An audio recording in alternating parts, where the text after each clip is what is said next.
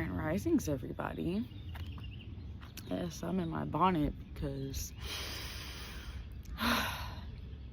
I'm letting go my idea of perfection and trying to be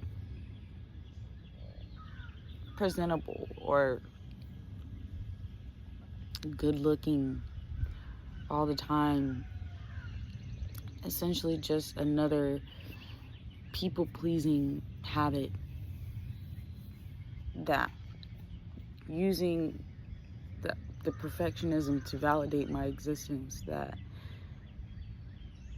if I can't please other people,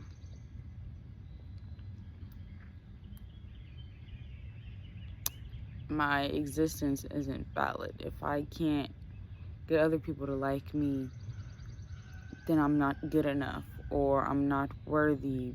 But I validate my own existence.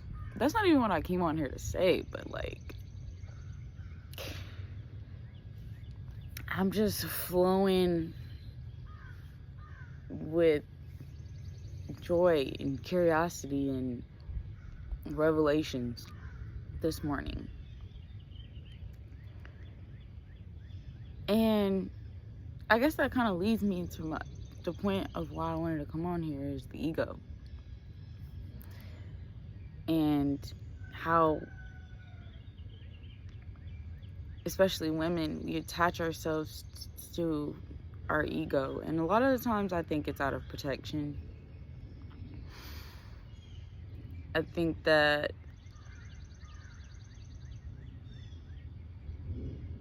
I just lost my train of thought. That's crazy.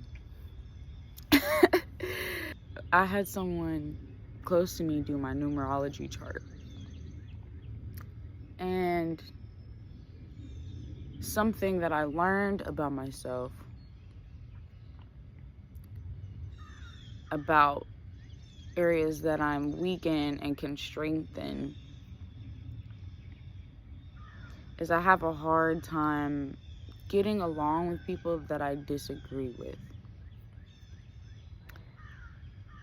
And I'm not just saying like, oh, I disagree with you and now I don't like you, or I can't speak to you, or I can't get along with you. No.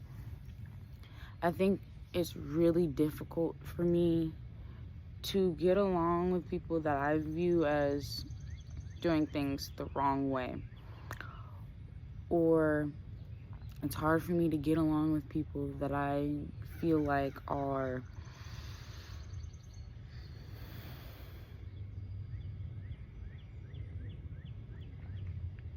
I guess to some degree still asleep, if that's the verbiage that you want to use. Ones who are almost like keeping themselves from enlightenment. I struggle to get along with people that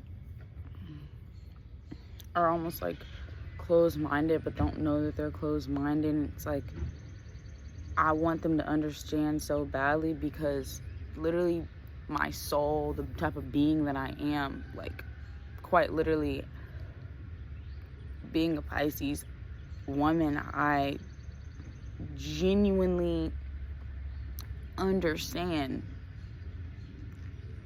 people deeper than what, like, the surface. I understand people in ways that I never expected to be able to understand people.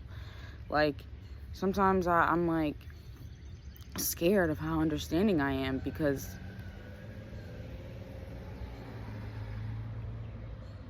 I don't know, I feel like the world isn't as understanding. The world is quick to shut people down when you're not doing things in the way that society does them, or you challenge the beliefs of society. But back to what I was saying, my ego plays the part where I almost feel like, and I never really acknowledged these things or paid attention to these things now until this moment that I'm speaking, but I almost feel like I My ego felt like, made me feel like that my way of living, the way that I do things is correct, which is not necessarily wrong, but I mean correct in the sense that it's my way or the highway, or that I shouldn't or can't live among people who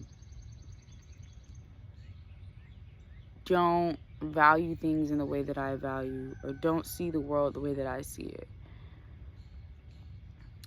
And sometimes it hinders me from getting along with people closest to me.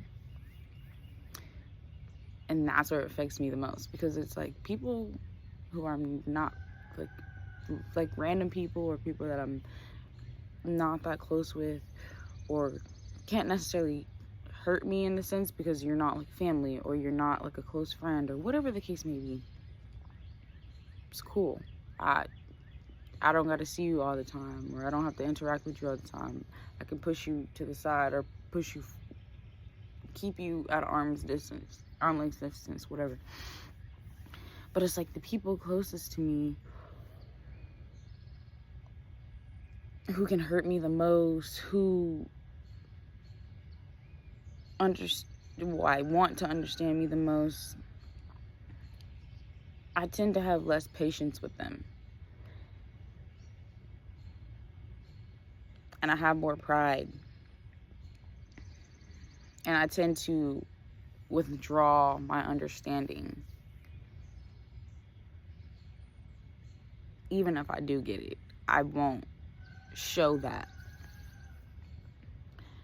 And I know so many people probably know this already, but I'm just talking about my experience and being honest about how our egos genuinely can hold us back from getting the help that we need, or thriving in areas that of ourselves, and stunting our growth, essentially, because we're attached to our egos. And I was having a conversation with this girl at work yesterday, and she had an interaction with some guests, and it made her upset. I don't really want to go into detail, but the point is, it made her upset. And the way that she usually treats and cares for guests, she started to withdraw that care. And she came to the back and she started talking to me about it. And she was like, it was like I literally could feel and see her going back and forth with her soul and her ego. It was the craziest experience ever. I'm literally, my hair's standing up talking about it. I'm literally listening to her and watching her go back and forth. Excuse me.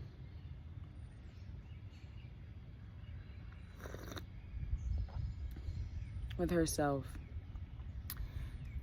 And I was like, well, why don't you, I'm speaking of the care that she normally gives to her guests. I said, why don't you, want to do what you normally do? And she's like, I don't know, like, they just threw me off, and, I don't like the way that our first interaction happened.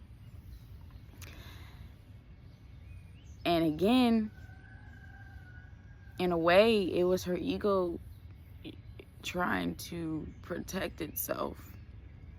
And it was her trying to protect herself from the feelings and emotions that she was experiencing. And I was like, okay, well, do you think that maybe it's just your ego getting in the way, that maybe it's a pride thing? And at first she said no. And I said, okay, look, I'm not going to sit there and argue with somebody, especially if I can see it and I already know. That's why I'm saying what I'm saying. I don't just say stuff for no reason.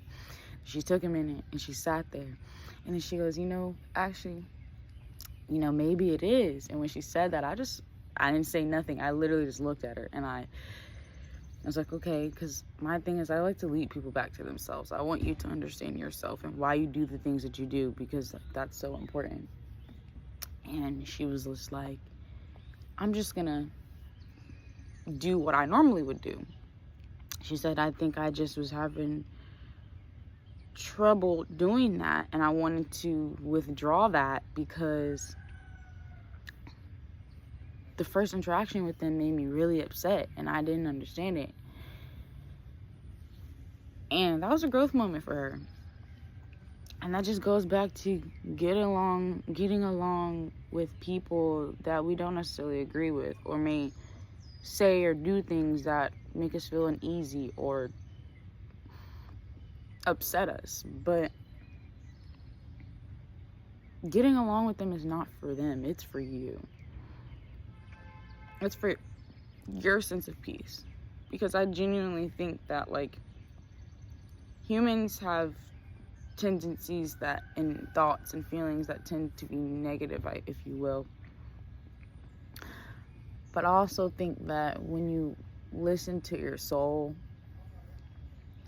I genuinely think that people that have a soul are, like, our souls are not negative or positive, but I believe that they always lead us to the betterment of ourselves. And when we listen to our intuition and we listen to what our soul is actually calling us to do, it's fulfilling. And after she did that, she because she wasn't really having a good day, she started smiling. I checked on her, asked her she was. She said she was feeling better, and yeah. But I just wanted to share that and, say that. But that's all I got for y'all today. Peace, love, and light.